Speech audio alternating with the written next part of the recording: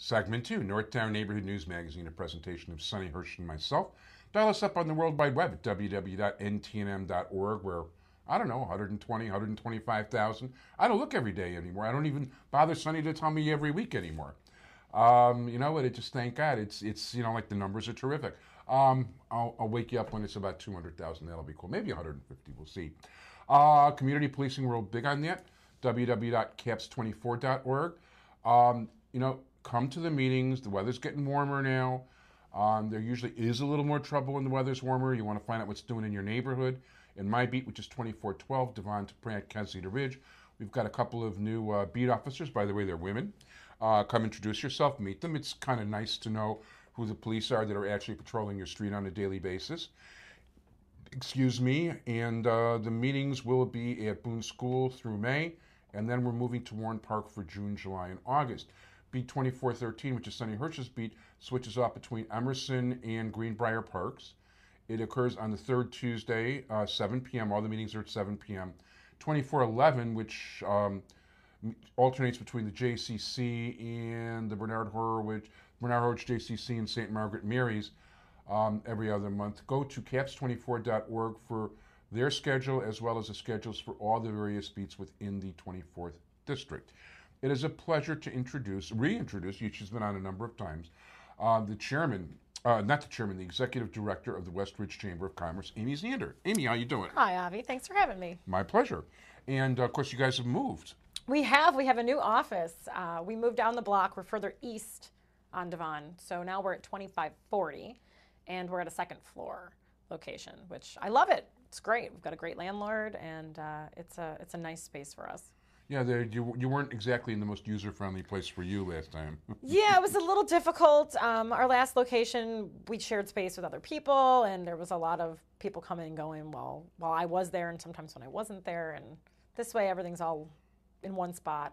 I'm the only person in the space. Yeah, I haven't been there yet. I know that there were other people in space. Do you have enough room for yourself in the new place? Yeah, it's a small space, but yeah, it's just me. We don't have any other staff besides me, so it's just me. I feel like I have my own private apartment. Oh, that's cool. It's great. I really like it. Great. And tell us some of the stuff the Chamber's involved in. Well, Chamber's doing lots of good stuff right now. We're involved with the Western Avenue redevelopment meetings that are going on.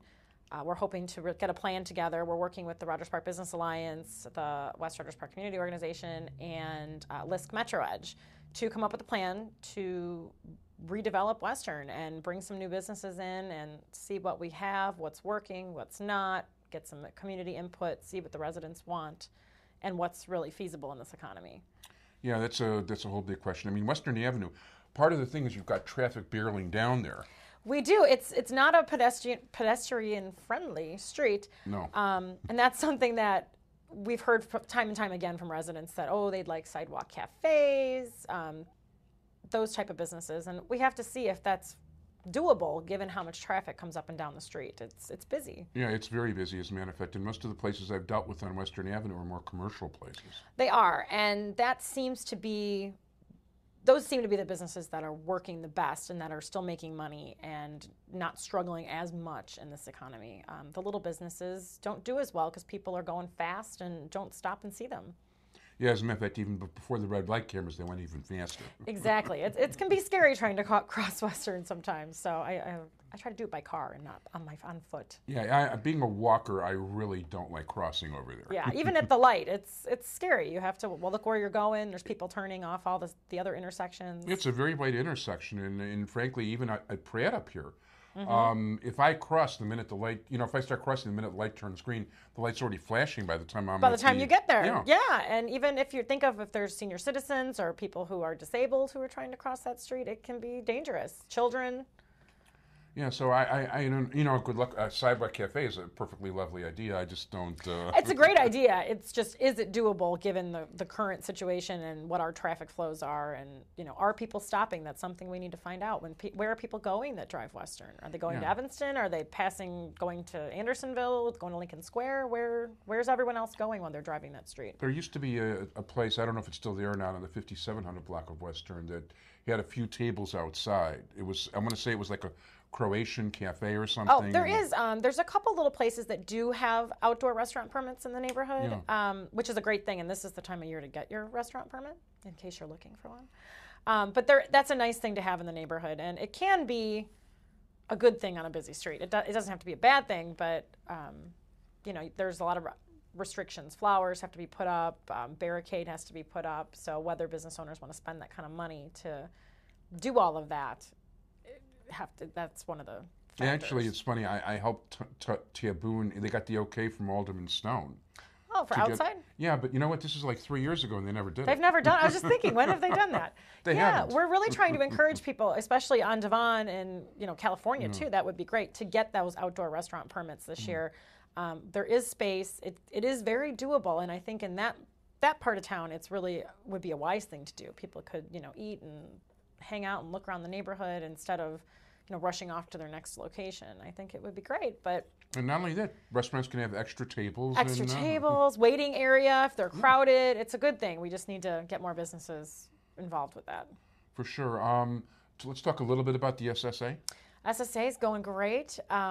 We are in our 3rd year now already. Can't believe it. Right now we're focusing on cleanup. It's springtime. The streets are dirty. We're going to have our neighborhood residential crew that starts. They do 1 block north and south, of Devon. They're going to be starting May 1st. So that will give our residents a little break from the people who are parking, who shop on Devon, who come and park on their street. That'll give them a little bit of a break, and they'll clean up after them. They also do all the sidewalks on Devon and up to the mouth of the alleys. So that's really one of our biggest focus in the spring: planting flowers, cleaning up. That's where we are right now. The street definitely. There's a definite improvement in the street due to that.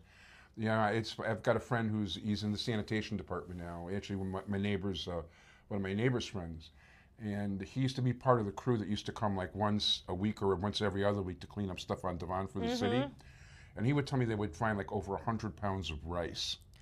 I'm not surprised. We have a lot of people who feed the birds, which is a $250 to $500 fine. Yes, it is. So please stop doing it. I have a new neighbor who throws out at least a loaf of bread every day, and very unsanitary birds. Not good. Birds, rats. It attracts all sorts of rodents, so it's really a bad thing. But it's better. Our cleanup guys can come right along. And that's the thing people need to remember. If they throw it out there, our guys are going to come and sweep it right back up. So they're not feeding anybody. It's going right in the garbage. Exactly. It's one of my favorite conversations, the pigeon problem. Yeah, now you don't have a date yet, but of course the Tournament of Heroes softball game. Yes, it is on. We are just waiting. The Chicago Park District owns Dillon Stadium, and we're just waiting for them to give us the date. It's going to be in June, Monday night, looking like the 7th or the 21st, I believe. So as soon as we have that, it'll be posted on our website, and we'll get word to you. And I will going to be our announcer. To plug it away. Yay! I really enjoy doing that. My very first professional job ever was the voice of the Morris Redskins and the Coal City Kohlers at WRMI-FM Radio Morris, the voice of Grundy County. Today's game is sponsored to you by the First National Bank of Grundy County, for 106 years, #1 in Grundy County, and for 98 of those years, the only one in Grundy County. It was good at it. You still know your lines. It was the big time, and I still have a pack of matches from that bank. That's great. God. Anyway, but that was a lot of fun, and I look forward to it. And you know what? It's basically you've got the police department versus the fire department, the local guys, and there's a lot of people there. Bob Erlenbaugh is always there with the Misericordia Heart Singers. He is. I just talked to him yesterday. They are definitely going to be participating again. Lots of families that come out, families of the police and fire come out, residents in the neighborhood, businesses in the neighborhood. It's really a fun family event, and we want everybody in the neighborhood to come. And it's a good time. There's all kinds of giveaways and raffles and things like that. Raffles, giveaways, dancing. Last year we had Performing Arts Limited, had their girls out there doing some dance routines.